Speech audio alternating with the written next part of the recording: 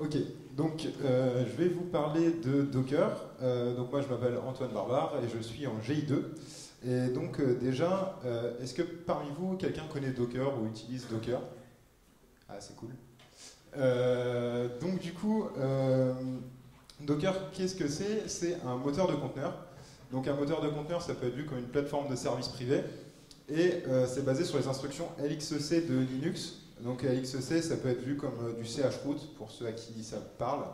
Et on le compare souvent à DVM puisque ça permet d'isoler des processus et de faire de la sécurité autour des processus. Et donc par rapport à ça, ici je mis une slide qui propose VM versus container. Donc à gauche on a une VM, donc on peut voir qu'on a plusieurs étages, l'étage du serveur physique, ensuite on a l'OS, donc ça jusque là c'est normal. Ensuite, au-dessus, on remet un hyperviseur de type 2, donc ça peut être du VMware, du Promox, Hyper-V pour les plus courageux. Et au-dessus, on remet un OS en plus, et des librairies et des applications.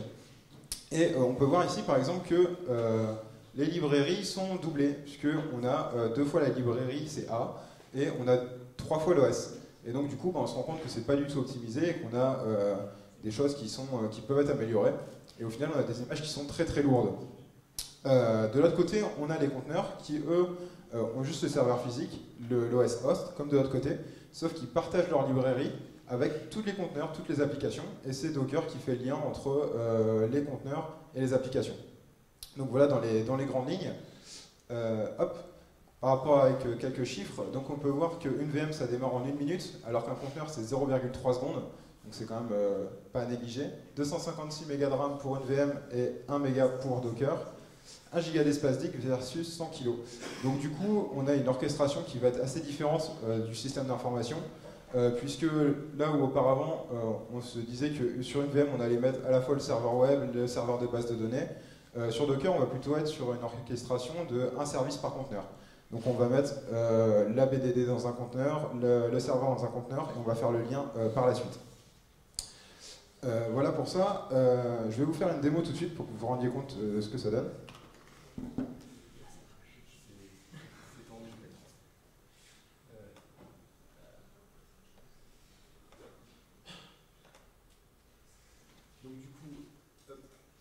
Du coup, là, je suis sur mon serveur avec Docker installé. On va lancer notre premier conteneur, qui va être un conteneur Debian.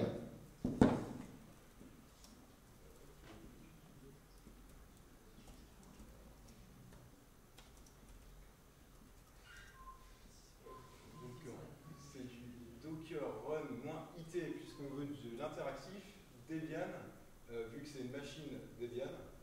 Et on va lui dire qu'on va lancer un terminal.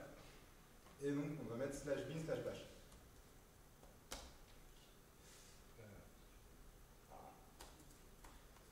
J'aurais bien voulu agrandir la police. Mais du coup, si vous avez les bons yeux, vous pouvez voir que le nom de la machine a changé. On passe de dédié à un nom alphanumérique. Et donc là, on est déjà dans un conteneur et on évolue dans un conteneur. Et donc, du coup, dans ce conteneur, on peut lancer des commandes, faire vraiment ce qu'on veut. Et une fois qu'on a fini, on fait exit et on a la liste des conteneurs qui est disponible. Exit. Je suis revenu sur mon compte local. Et si je fais du Docker ps-a, ça va lister tous les services. Donc il y en a plutôt pas mal. Tous les services qui ont été lancés ou qui sont en cours de lancement sur le serveur. Et donc de là, on va pouvoir faire des commits, comme disait Romain. Une fois qu'on a lancé un conteneur, qu'il est arrêté, on peut le committer, garder donc une image de ce conteneur-là, et faire des sauvegardes de ce conteneur. Donc voilà, dans les très grandes lignes, les premières possibilités de Docker.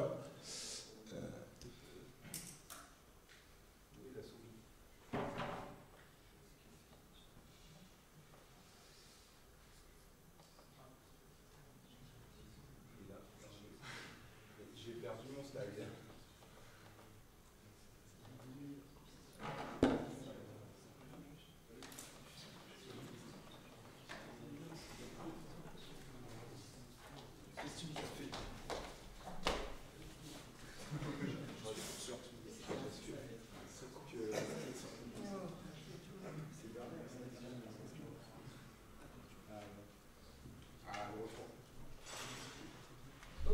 Bon, du coup, je vais arrêter les démos parce que j'ai vu que c'était assez foireux. Vas-y, relance-moi ça. Donc de base, voilà, je vais revenir. Donc sur la démo que je voulais faire à l'origine, c'est que je lançais un conteneur, donc avec Debian. Je me rendais compte qu'il n'y avait pas Vim d'installer, donc je me dis ok, je vais installer Vim. Une fois que mon éditeur, donc Vim c'est un éditeur de texte, une fois qu'il est installé, je quitte mon conteneur et je me dis que ça serait bien quand même d'avoir des conteneurs avec Vim d'installer de base.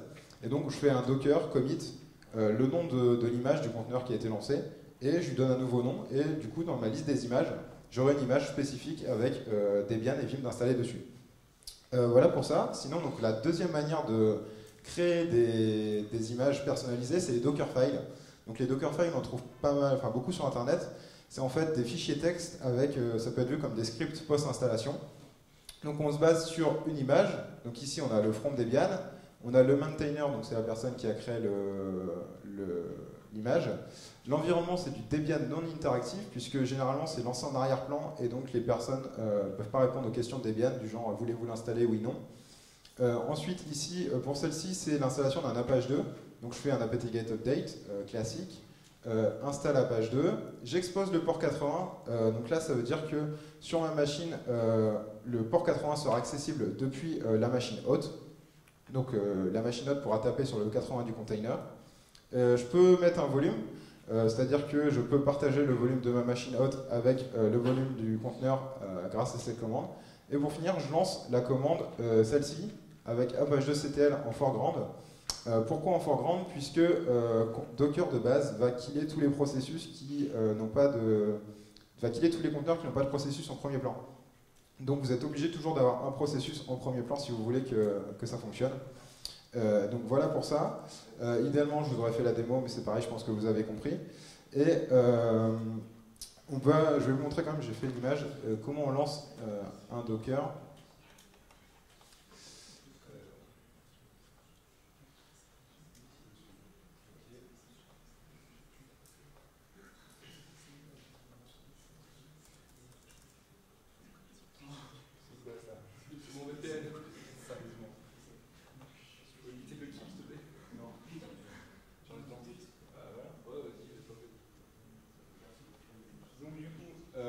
Je vais faire une commande assez simple et vous allez voir que je vais lancer un Apache 2 en quelques secondes.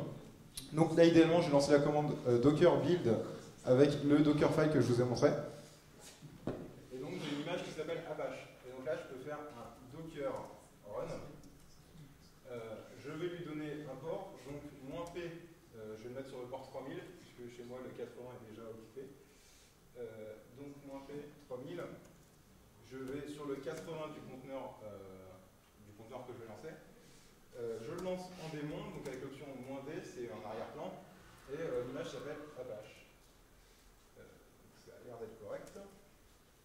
Donc ici on peut voir qu'il y a une liste de chiffres qui ont été lancés, et donc là le serveur est fonctionnel.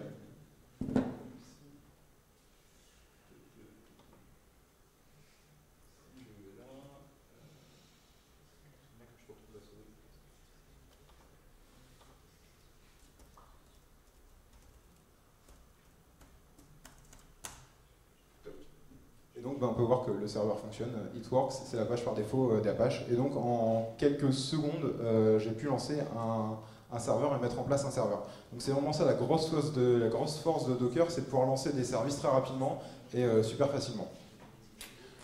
Du coup, la commande Docker est quand même super fournie, puisqu'il y a la possibilité de faire du réseau entre les conteneurs, donc de lier des conteneurs, des bases de données avec des serveurs web, des LDAP avec des serveurs web.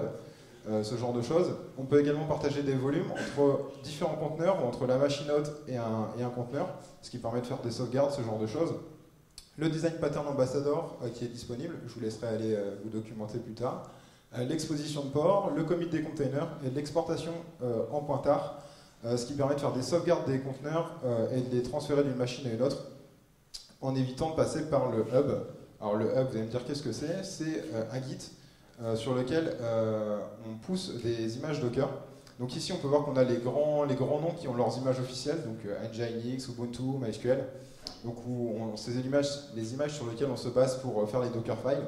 Puis après il y a des personnes comme vous et moi qui font des Dockerfiles et qui les poussent sur le hub, ce qui fait qu'aujourd'hui si vous voulez trouver une application, Il n'y a aucun souci, les trois quarts des applications que vous pouvez connaître sont sur le Docker Hub et vous pouvez lancer un service très facilement. Donc en conclusion, on peut dire que Docker c'est quand même une plateforme super souple. Ça permet de pouvoir remonter des infrastructures très rapidement. J'ai eu le cas encore il y a 15 jours où mon serveur a eu son disque dur qui est tombé, donc la machine était complètement HS. Et donc on a pu voir la liste des services qui avaient pu être lancés. Et en 1 heure de temps, j'ai pu remonter le serveur. Bon, 1 heure, ça peut paraître beaucoup, mais en 1 heure de temps, j'ai pu remonter le serveur avec le backup et tout ce qui allait bien. Donc c'est quand même plutôt puissant. Et puis, ça permet de faire de l'intégration continue, du développement continu, de la pré-prod continue. Donc certaines entreprises démarrent leur projet en développement, donc avec un conteneur, le passent en pré-prod, toujours sur le même conteneur, et ensuite le passent en prod. Et donc ça permet d'être sûr de l'environnement et d'éviter des bugs liés à l'environnement de travail. Et Docker supporte depuis quelques mois maintenant le fait d'être en production. Ça ne l'était pas il y a 6 mois de ça. Voilà pour ça, je pense que j'ai fait le tour aussi. J'ai eu un titre un petit peu racoleur en disant qu'il faut oublier les VM. C'est vrai et faux, puisque aujourd'hui on a des services, par exemple des grosses bases de données qui fonctionneront toujours mieux sur des serveurs physiques que sur des machines virtuelles. Par contre, tout ce qui est serveur web, ce genre de choses, qui aujourd'hui peut tourner dans des machines virtuelles, on peut très bien aujourd'hui penser migrer ça sur du Docker, suivant l'infrastructure, il n'y a pas de souci selon moi. Voilà. Est-ce que vous avez des questions? Est-ce que je vous ai perdu?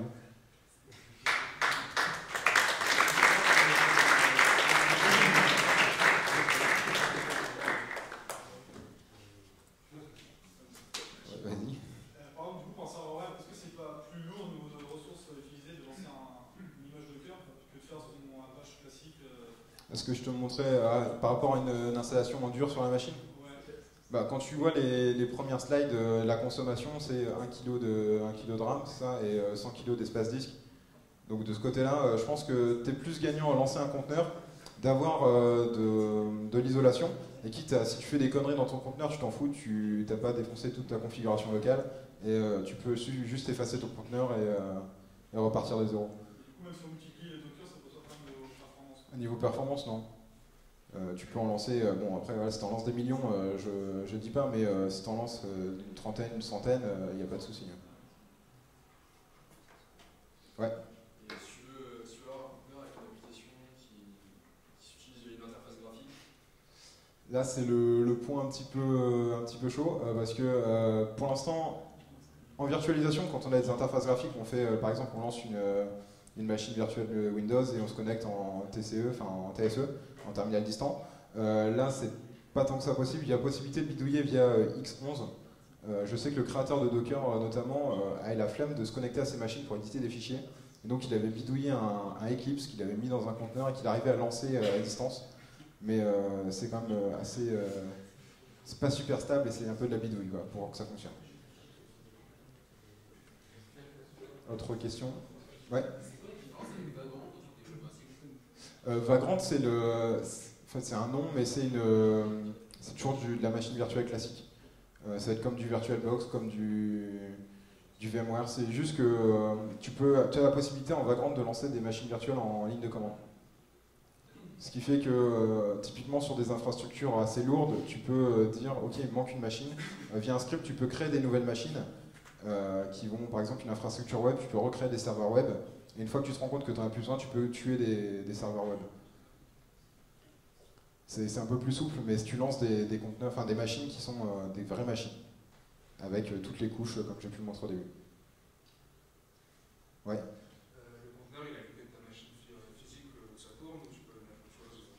Le conteneur, alors de base, vu qu'il y a du réseau qui est possible entre les conteneurs, c'est assez compliqué au niveau du réseau. Mais les conteneurs ont tous une IP privée en 172.17. quelque chose, et ils récupèrent, si tu as besoin d'une connexion internet, ils récupèrent la connexion de ta machine via des règles NAT. Et après, si tu veux faire des services vers l'extérieur, il faut exposer les ports et passer par les ports pour récupérer les informations. D'autres questions? Non. Ok, bah, merci.